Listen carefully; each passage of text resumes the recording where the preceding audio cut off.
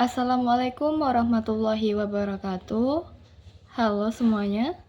Perkenalkan, nama saya Aulia Ramadhani dengan NIM C0C025028. Saya dari program studi D3 Akuntansi. Baiklah, di sini saya akan mempresentasikan yaitu materi saya yang berjudul Penyusunan Anggaran Jangka Panjang. Saya melakukan presentasi ini untuk memenuhi tugas mata kuliah penganggaran perusahaan.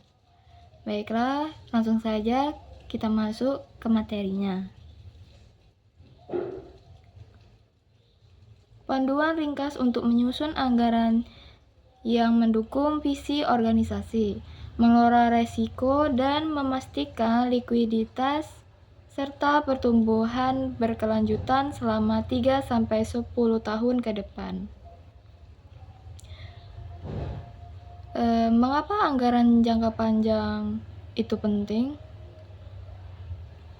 Yang pertama, panduan strategis, yaitu mengarahkan keputusan operasional dan investasi agar selaras dengan visi jangka panjang.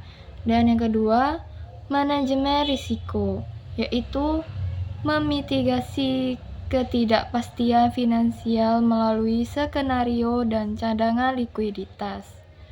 Dan yang ketiga, perencanaan pertumbuhan, yaitu mengalokasikan sumber daya untuk ekspansi dan kapabilitas inti. Next, selanjutnya pengertian penganggaran jangka panjang. Anggaran jangka panjang adalah rencana keuangan strategis yang mencakup periode lebih dari 1 tahun, biasanya 3 hingga 10 tahun, bertujuan untuk menetapkan arah, tujuan, dan alokasi sumber daya perusahaan secara menyeluruh. Ini mencakup proyeksi investasi, pendanaan, dan operasional guna menjamin stabilitas finansial dan pertumbuhan di masa depan. Oke, selanjutnya langkah yang pertama, yaitu menentukan visi dan misi organisasi. Visi dan misi yang jelas menjadi filter prioritas anggaran. Tuliskan horizon waktu yaitu 3-5 atau 10 tahun. Sasaran kuantitatif yaitu market share, omset.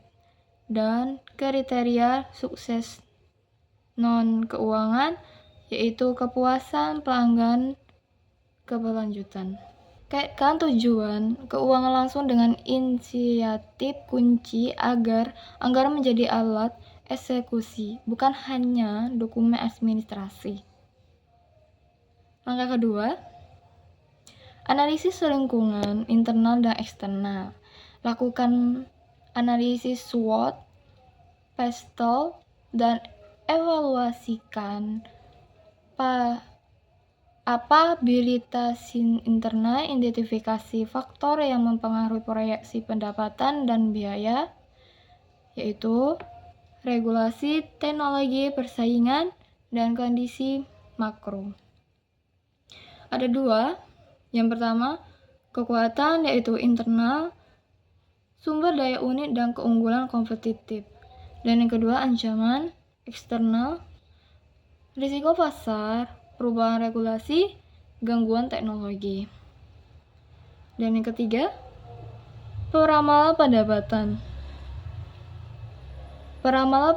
dan beban. Buat beberapa skenario, yaitu konservatif dasar optimis. Gunakan data historis, indikator industri, dan asumsi yang terdokumentasi, yaitu pertumbuhan pasar, harga, margin, CARN, serta biaya investasi dan operasional. Ada 3. Yang pertama, skenario. Bandingkan 3 skenario untuk memahami rentang hasil finansial. Dan kedua, asumsi. Dokumentasikan Kan asumsi kunci agar mudah direvisi saat kondisi perubahan. Dan yang ketiga, validasi. Uji silang dengan benchmark industri dan konsultasi pemangku kepentingan. Dan yang keempat, penetapan tujuan keuangan jangka panjang. Tentukan target terukur yaitu pertumbuhan pendapatan, margin, EBITDA, rasio, likuiditas, dan target ROI untuk investasi besar. Kaitkan target dengan tim frame dan pemilik tanggung jawab. Contohnya, capai margin EBITDA 20% dalam 5 tahun sambil mempertahankan rasio lancar lebih 1,2. Langkah kelima, pengembangan strategi dan inisiatif. Pilih inisiatif prioritas, yaitu efisiensi biaya, digitalisasi, ekspansi pasar, inovasi produk. Setiap inisiatif harus memiliki yang pertama tujuan, anggaran, KPI, jadwal, dan pemilik. Ada 3. Yang pertama, transformasi digital, yaitu automasi proses, pengurangan biaya operasional, peningkatan produktivitas. Dan yang kedua, ekspansi pasar, yaitu riset pasar, kanal distribusi baru, alokasi terukur. Dan yang ketiga, efisiensi operasional, yaitu investasi pada proses dan pelatihan untuk menurunkan biaya unit. Dan selanjutnya langkah ke-6, pemantauan dan evaluasi kinerja anggaran. Yang pertama, laporkan KPI bulanan dan kuartalan kepada Dewan. Dan kedua, analisis variance, identifikasi penyebab utama deviasi. Dan yang ketiga, reforecast berkala untuk menyesuaikan asumsi dan alokasi. Dan yang terakhir, gunakan dashboard real time untuk pengambilan keputusan cepat. Ada pula di sini diagram siklus pemantauan menunjukkan langkah berulang untuk memastikan anggaran tetap relevan dan responsif. Oke, selanjutnya tantangan umum dalam penyusunan anggaran jangka panjang. Yang pertama, ketidakpastian ekonomi, yaitu fluktuasi pasar, inflasi, dan suku bunga mempengaruhi proyeksi. Dan kedua, data terbatas atau tidak akurat. Dan yang ketiga, resistensi organisasi. Dan yang terakhir, keterbatasan likuiditas, yaitu kebutuhan modal mendesak yang mengganggu rencana investasi jangka panjang. Oke, yang terakhir, kesimpulan dan rekomendasi utama. Mulai dari visi yang kuat, kaitkan anggaran dengan tujuan strategis, gunakan skenario dan dokumentasikan asumsi untuk transparansi. Prioritaskan inisiatif dengan ROI jelas dan pemilik yang bertanggung jawab.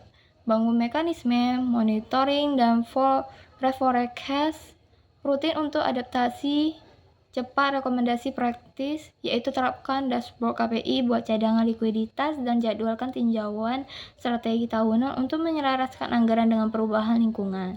Baiklah, sekian dari saya. Wassalamualaikum warahmatullahi wabarakatuh.